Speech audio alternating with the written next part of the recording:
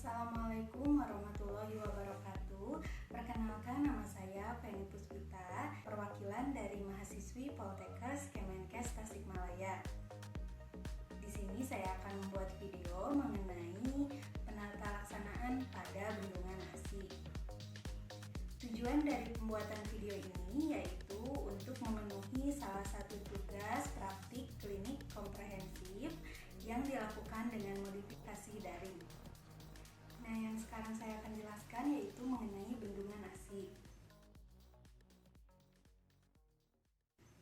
Bendungan ASI yaitu suatu masalah yang terjadi pada ibu menyusui, di mana kelenjar dan saluran ASI-nya ada yang tersumbat. Nah, sehingga pengeluaran ASI-nya pun tidak lancar. Bendungan ASI ini biasanya terjadi 3-6 hari pasca melahirkan. Sedangkan faktor penyebab dari terjadinya bendungan ASI yaitu yang pertama, posisi bayi yang salah pada saat menyusui. Lalu yang kedua, dari faktor hisapan bayi yang tidak aktif. Lalu yang ketiga, dari puting yang terbenam. Dan yang terakhir, dari frekuensi menyusui yang kurang. Sedangkan untuk tanda dan gejala yang terjadi pada saat bendungan ASI ini yaitu payudara terasa bengkak, keras, dan nyeri pada saat ditekan, dan suhu ibu biasanya mencapai 38 derajat Celcius.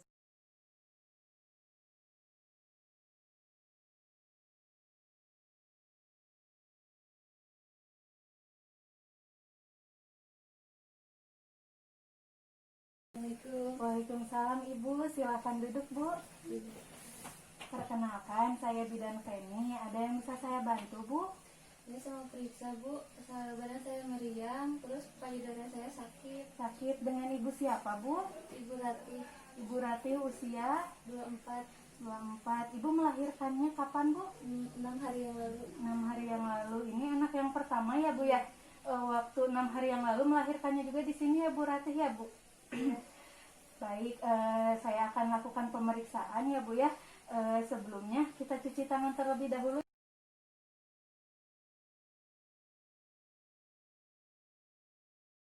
Sekarang ditimbang dulu ya Bu.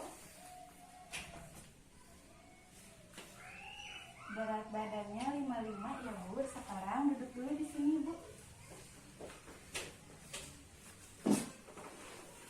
Saya tensi dulu ya Bu ya.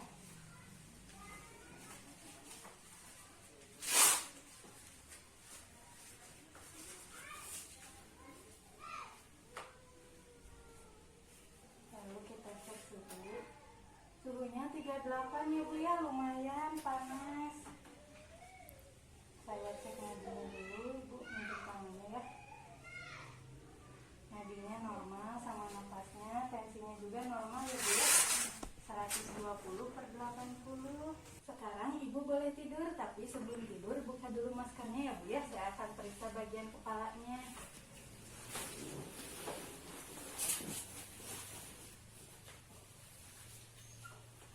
Ditutup dulu ya Bu ya, menggunakan selimut. Ada yang sakit gak Bu? Ada ya Bu ya. Ya, ada pembengkakan juga. Sekarang saya periksa bagian matanya Bu. Coba lihat ke atas. Bagus ya Bu ya matanya. Tidak ada ini juga. Coba di hidung. Buka mulutnya Bu. Bagus. Bagian kepala sama wajahnya normal. Sekarang tutup lagi maskernya. Saya akan periksa bagian lehernya ya Bu. Coba Ibu menelan. Bagus ya Bu ya, tidak ada pembengkakan, tidak ada benjolan juga. Sekarang saya akan periksa di bagian payudara. Mungkin sedikit tidak nyaman, Ibu boleh diangkat dulu ke atas tangannya. Terus ya Bu ya, bagian payudaranya simetris, lalu putingnya juga menonjol. Sekarang dikebawahkan yang ini satu ya Bu ya, yang sebelah kanan. Punten ya Bu ya. Ada nyeri nggak Bu? Iya. Sakit ya Bu ya? Sebentar. Satu lagi Bu, coba dikebawahkan yang itu. Yang ini ke atasin ya Bu ya. Ada nyeri nggak Bu? Ya, ada. Oh ya, dikebawahkan ya Bu ya. Ada nyeri, agak keras juga bagian payudaranya ya Bu ya. Bengkak, sedikit bengkak. Sekarang saya periksa bagian perutnya ya Bu ya. Tinggi fundus uterinya, pertengahannya simfisis dan pusat. Sekarang saya akan periksa di bagian tangan dan kaki ya Bu ya. Coba lihat Bu ya, tangan dan kakinya bagus, tidak pucat.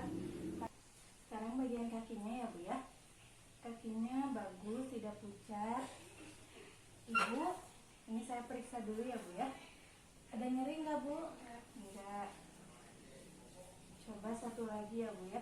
Ada nyeri nggak Bu? Enggak ya Bu ya. Sekarang saya periksa di bagian kewanitaan Ibu juga. Ibu boleh ditekuk ya Bu ya. Sudah dibuka ya Bu ya. Kaki selanjutnya dibuka, bagus ya Bu ya. Pengeluaran darahnya juga normal. Terus tidak ada luka juga ya Bu ya kemarin pada saat melahirkan. Ya, sudah bagus ya Bu ya. Sekarang Ibu terlebih dahulu ya Bu ya. Saya sambil bangun. Ya.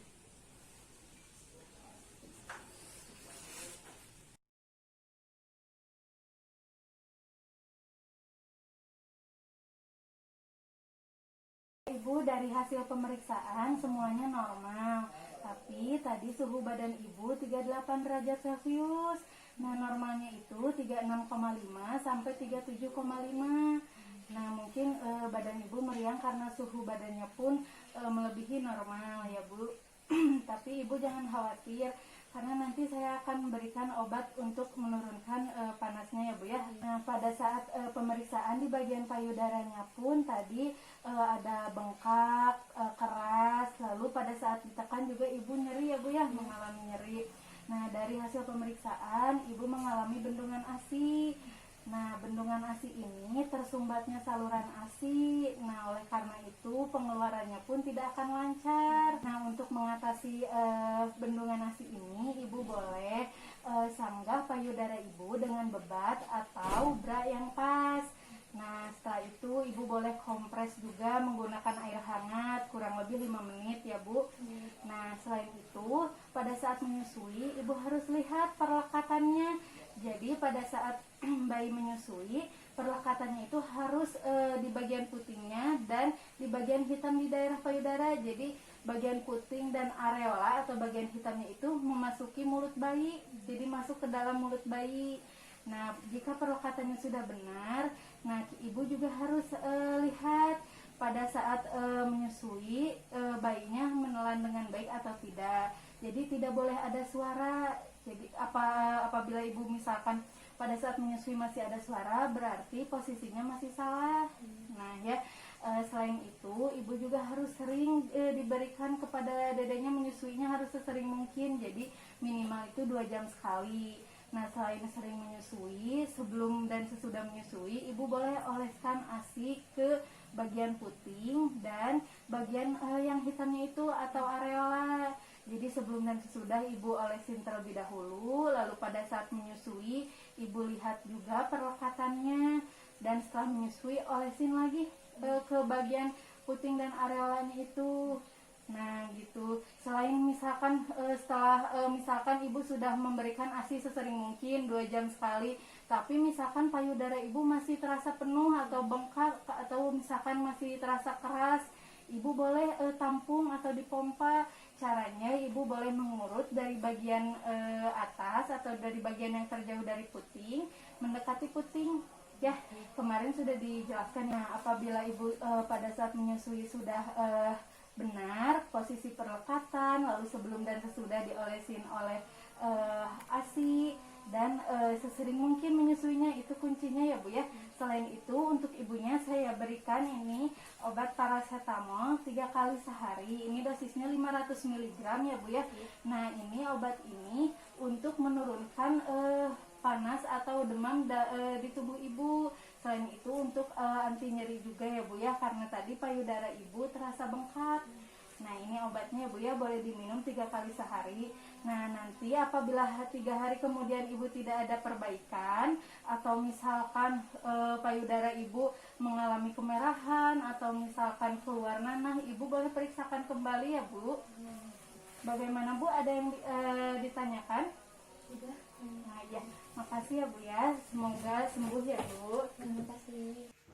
Nah, untuk kesimpulan dari kasus tersebut, Ibu mengalami bendungan ASI pada hari ke-6 dan dilakukan penata laksanaan sesuai dengan kasus tersebut. Sekian video yang dapat saya buat. Kurang lebihnya mohon maaf. Wassalamualaikum warahmatullahi wabarakatuh.